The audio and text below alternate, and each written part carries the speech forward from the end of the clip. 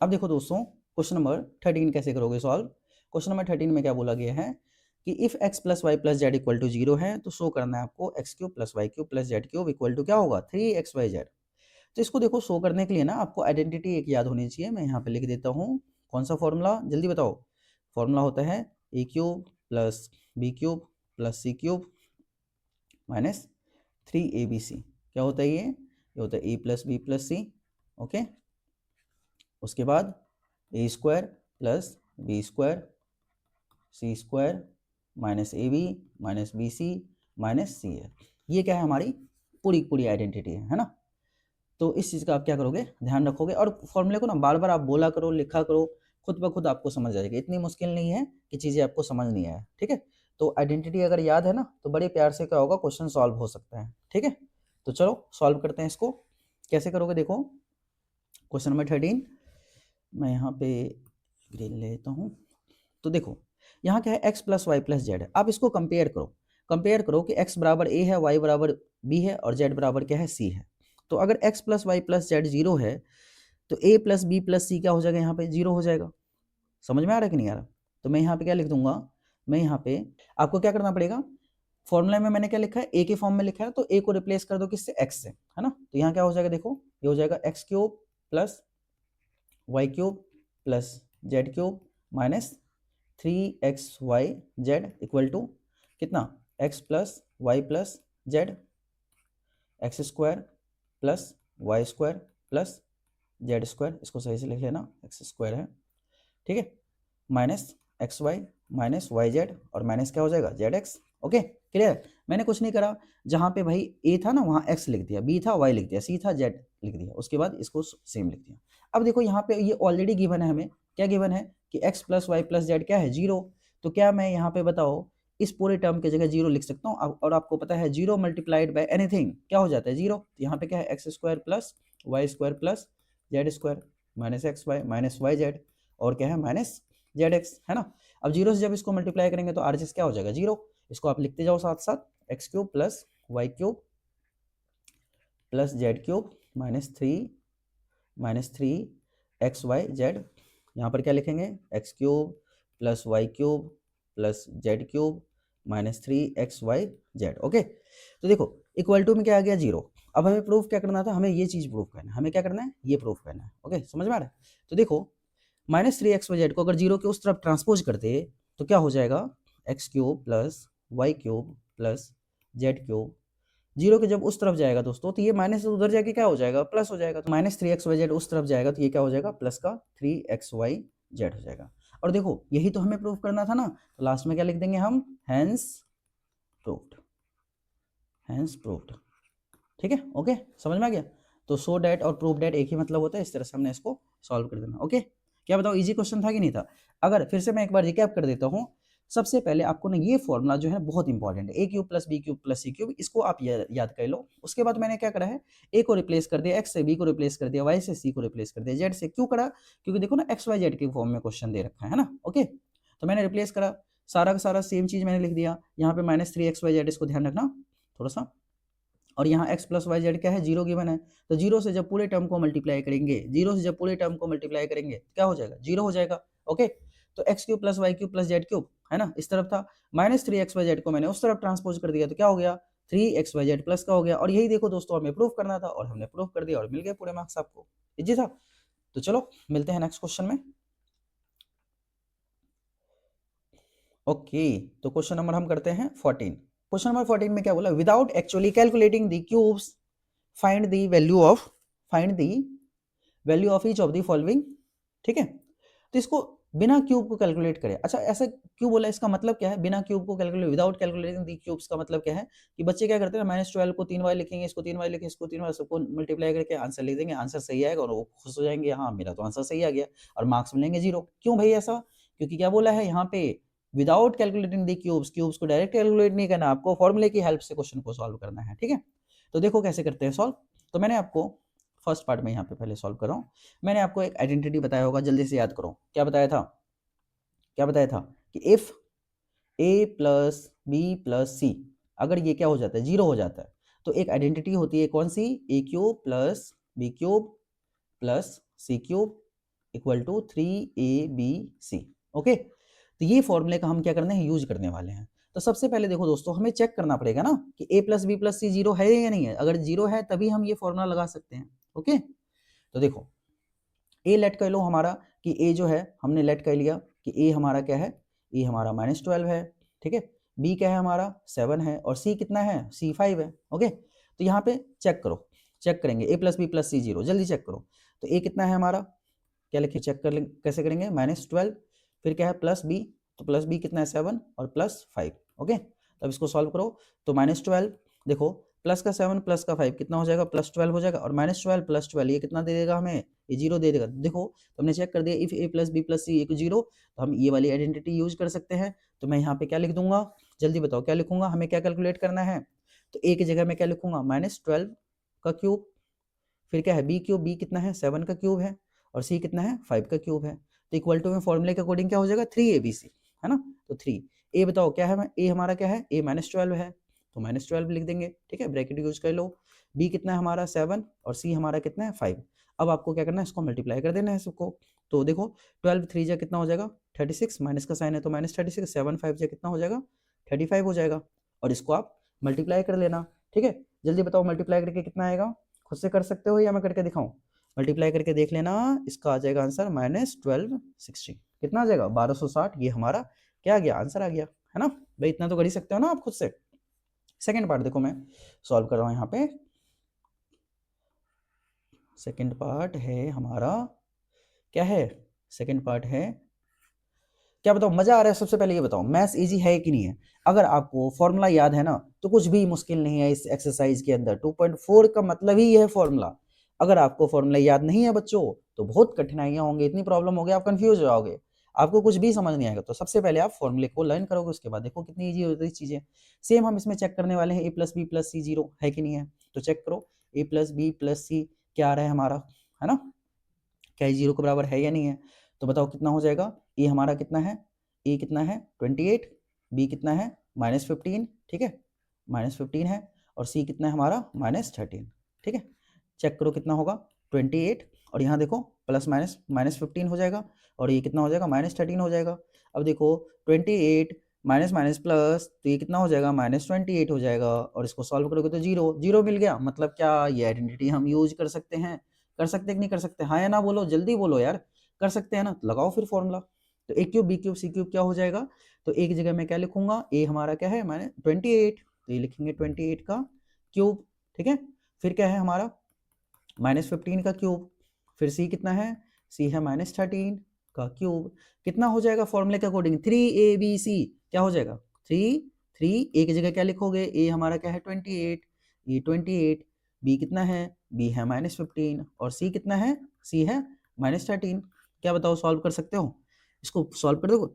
तो सॉल्व करो जल्दी से, 3 8 जा 24 हो जाएगा, 3 2 जा 6, और 2 कैरी था हमारा, कितना हो गया 84। अब इसको इससे मल्टीप्लाई कर देना, तो इससे मल्टीप्लाई कर देखो माइनस माइनस के कट के क्या हो जाएगा, प्लस हो जाएगा। 15 से मल्टीप्लाई कर दो, 15 3 जा कितना हो जाएगा 45, और 15 और हमारा कितना था 4 कैरी था, कितना हो जाएगा 19 हो जाएगा, है ना, हो जाएगा ना, मल्टीप्लाई कर दो, है ना 195। बताओ कितना आंसर आ जाएगा 163, इसका आंसर आ जाएगा 163 और 80, ये हमारा क्या गया फाइनल आंसर आ गया। ओके, समझ में आ गया। तो चलो मूव करते हैं नेक्स्ट क्वेश्चन पे। Give possible expressions for the length and breadth of each of the following rectangles. हमें क्या निकालना है, ये जो एरिया दे रखा है इसका हमें लेंथ और ब्रेथ निकालना है ना। तो लेंथ और ब्रेथ आपको पता है, एरिया क्या होता है रेक्टेंगल का, एरिया क्या होता है लेंथ इंटू में ब्रेथ। तो देखो अगर इसको इस पूरे टर्म को अगर हम सॉल्व करके दो फैक्टर बना ले तो एक को एल बोल देंगे दूसरे को बी बोल देंगे, तो यही हमारा होने वाला है। तो चलिए सॉल्व करते हैं फर्स्ट पार्ट। देखो फर्स्ट पार्ट में एरिया हमें दे रखा है कितना, जल्दी बताओ 25a² माइनस 35a और प्लस क्या है 12। ओके, तो कैसे सॉल्व करोगे, तो इसको मैं इसमें बताओ क्या हम मिडिल टर्म स्प्लिटिंग करके फैक्टर निकाल सकते हैं क्या, हाँ या ना, जल्दी बोलो 25। अब देखो मिडिल टर्म स्प्लिटिंग मैंने ऑलरेडी सिखा रखा है कैसे करते हैं, जल्दी बताओ आप। तो फर्स्ट टर्म और लास्ट टर्म को मल्टीप्लाई करते हैं, है ना। तो 25 इंटू में क्या कर दो आप 12 कर दो, 25 इंटू में 12 कर दो, तो 12 पंचे कितना हो जाएगा 60, 6 कैरी बच गया, 12 24 और 6 कितना हो जाएगा 300। तो मल्टीप्लाई करके क्या आ गया हमारा 300। अब इसके क्या करना है ना आपको इसके 300 के क्या करना है फैक्टर बना लेना है, 300 के फैक्टर बनाने हैं। कैसे बनाओगे, जल्दी बनाओ, प्राइम फैक्टर निकाल लो, 2 से कर दो, 2 से करोगे 15 कितना हो जाएगा हमारा। अब किससे करेंगे, 3 से, 3 5 जा 0, 2 से जाएगा फिर से, है ना, 2 से कितना हो जाएगा 25, फिर 2 से करेंगे तो कितना हो जाएगा, जल्दी बताओ, 2 से नहीं जाएगा अभी किससे जाएगा 5 से जाएगा, है ना, किससे जाएगा ये 5 से जाएगा, तो 5 से करेंगे 5 5 जा, फिर 5 से करोगे कितना हो जाएगा 1। तो बताओ इसके क्या फैक्टर बन गए, हमारे फैक्टर बन गए 3 3 इंटू 2 इंटू 5 इंटू 5। अब इन सबको जब आप मल्टीप्लाई करोगे तो क्या मिल जाएगा आपको, मल्टीप्लाई करने के बाद क्या मिल जाएगा 300 मिलेगा। लेकिन पेयरिंग इस हिसाब से करनी है कि मल्टीप्लाई करने पे, प्रोडक्ट करने पे 2 नंबर का 300 आए और प्लस और माइनस करने पे क्या है, माइनस का 35 आए। क्या बताओ समझ में आ रहा है।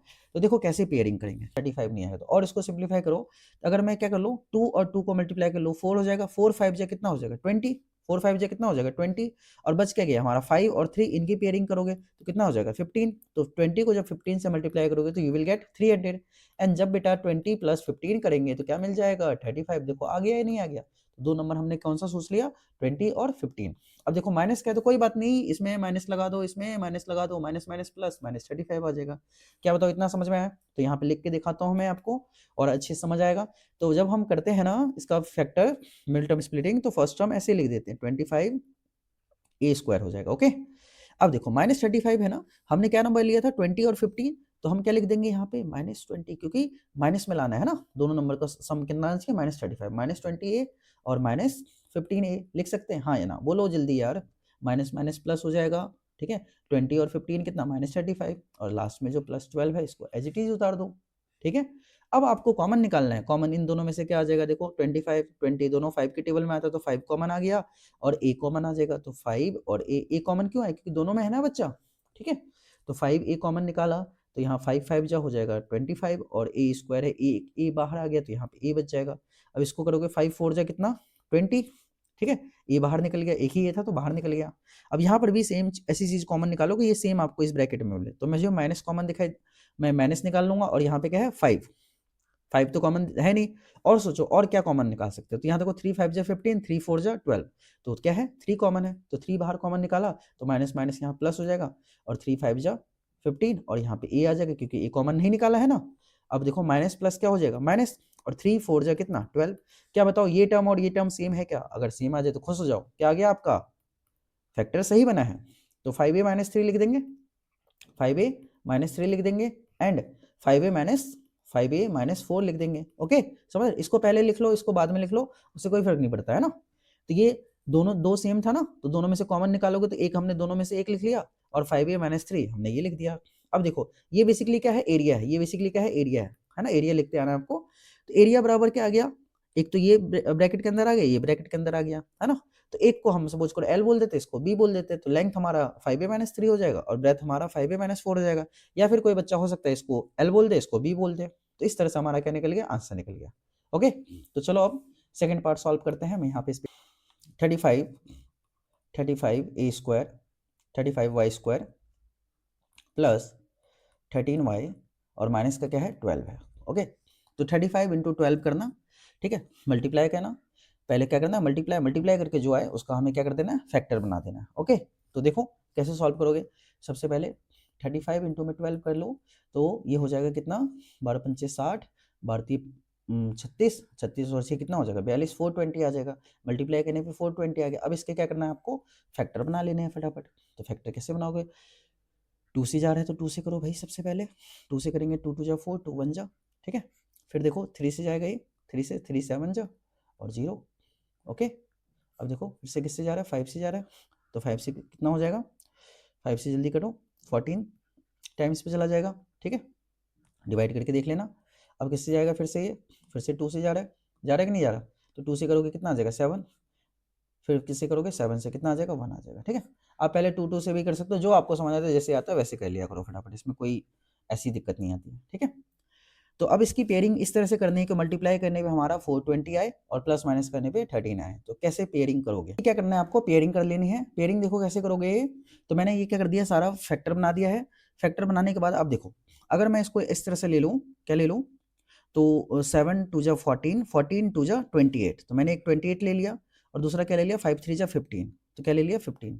तो 28 इंटू 15 करोगे तो 420 आ जाएगा। 28 में से जब 15 आप माइनस करोगे, 28 में से 15 माइनस करोगे तो कितना हो जाएगा, 8 में से 5 जाएगा 3, 2 में से 1 गया 1, 13 आ गया ना। तो इस तरह से हमें इसकी पेयरिंग करनी है। तो देखो अब लिख देते हैं फटाफट, क्या लिखेंगे 35y स्क्वायर, यहाँ पे क्या लिखोगे 28y माइनस 15y, और यहाँ क्या है -12।